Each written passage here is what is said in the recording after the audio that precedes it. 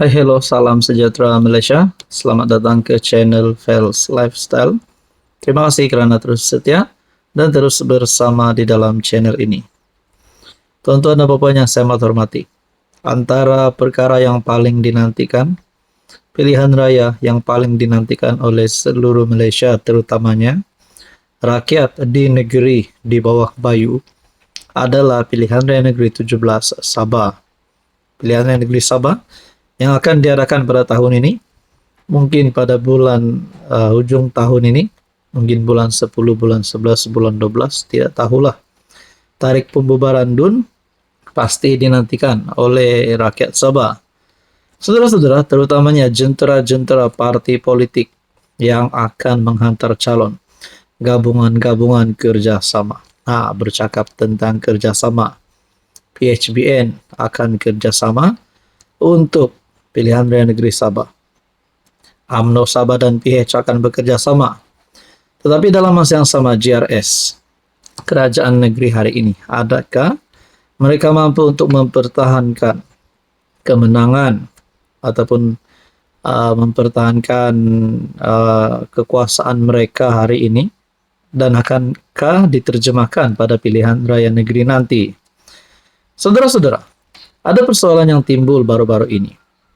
Sekiranya JRS bubar, sekiranya ada gabungan parti komponen di dalam JRS yang akan menarik sokongan terhadap JRS, adakah kerajaan negeri JRS akan bubar sebelum tarik pilihan raya? Antara persoalan paling utama adalah berkaitan dengan parti PBS dan STA. Kalaulah mereka keluar daripada JRS, apa yang akan berlaku kepada JRS? Saya telah menerima satu komen. Tindakan PBS dan STA keluar daripada JRS dialu-alukan oleh rakyat Sabah. Tidak salah juga, ini mungkin pandangan daripada salah satu viewers ataupun subscriber dalam channel ini.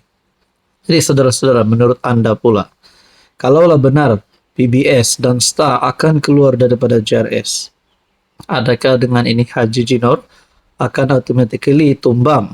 Adakah Haji Jinor akan terus membubarkan JRS ataupun terus membubarkan DUN Sabah kerana mereka tidak cukup sokongan? Itu menjadi pertanyaan lah. Seperti yang kita tahu, 73 DUN yang bakal dipertandingkan pada pilihan raya negeri nanti. Agak-agak setelah kerjasama di antara PH dan UMNO Sabah, adakah PH UMNO Sabah mampu untuk menjadi kerajaan negeri sekiranya mereka menang majoriti? Dan begitu juga, adakah JRS akan jadi pembangkang? Adakah JRS akan bubar? Berkaitan dengan PBS dan STA, adakah kedua-dua parti ini akan bersama-sama dengan gabungan PH UMNO Sabah? Itu menjadi persoalannya. Tapi kita kena ingat ada parti lokal yang lain. Bagaimana pula dengan Warisan? Adakah Warisan juga mempunyai harapan untuk menang majoriti 73 kerusi DUN nanti? Ataupun mungkin mereka boleh menjadi kingmaker? Dan jangan lupa juga calon-calon bebas. Sebelum ini kita ada dengar gelombang hitam. Kalaulah pergerakan ataupun langkah gelombang hitam ini boleh menang dalam 5 ke 10 kerusi yang dipertandingkan, 73 DUN mungkin kalau ada 5 hingga 10 kerusi, calon-calon bebas ini menang di bawah gerakan gelombang hitam, adakah mereka boleh jadi kingmaker?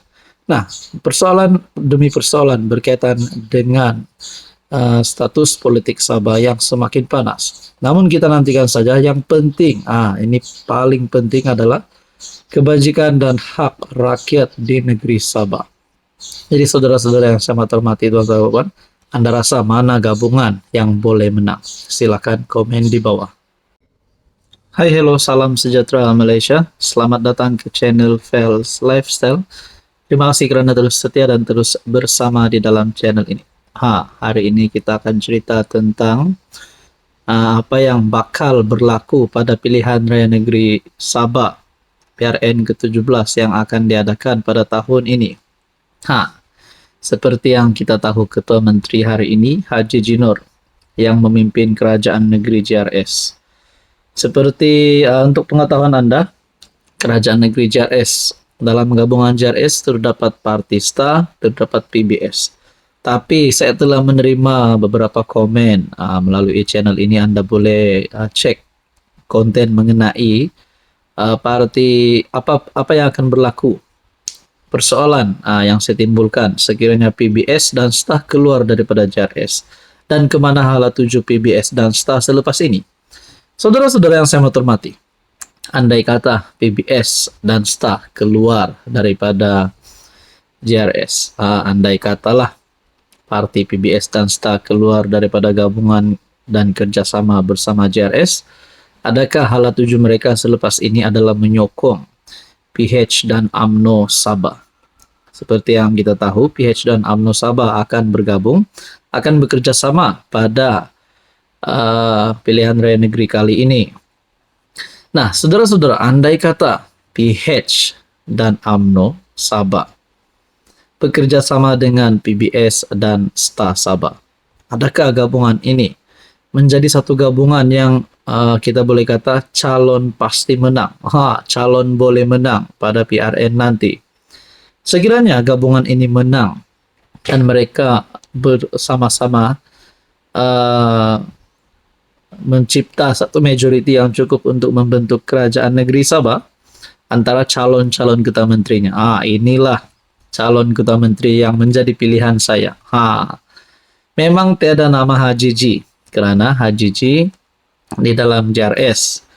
Jadi, kalaulah PH, UMNO, PBS dan STA bergabung, ini adalah calon ketua menteri yang saya boleh share di sini sebagai pandangan saya. Pertama, pengurus PH Sabah Datuk Iwan Benedict.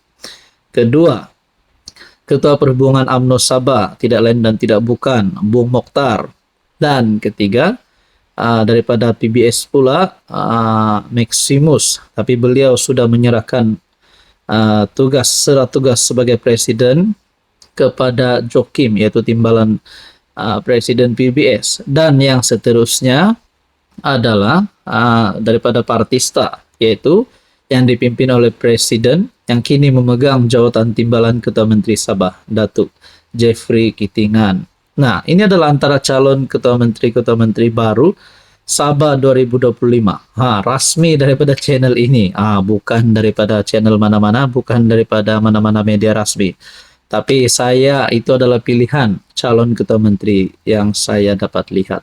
Menurut Anda pula, saudara-saudara, siapa yang bakal menang pada PRN Sabah nanti? Silakan komen di bawah.